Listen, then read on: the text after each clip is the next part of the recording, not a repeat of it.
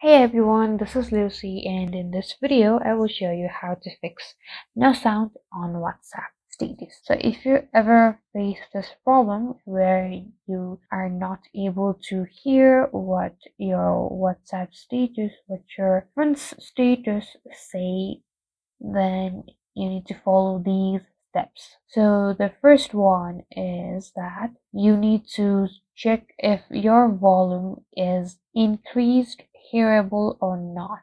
Toggle, slide this and try it. So if this doesn't work, you need to go to your settings and search if there are any software updates. So if there are any software update, you need to update your software and try it again.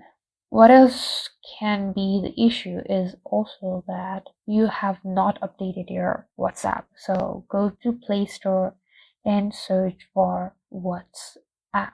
Now here you need to go to WhatsApp in Play Store and search if there is any updates available here. If there are, update it. Otherwise, you're good to go. Now, if it's still not fixed, then you need to uninstall your WhatsApp and install it again. Thank you guys for watching. For more videos, don't forget to like and subscribe. And I'll meet you guys in the next video.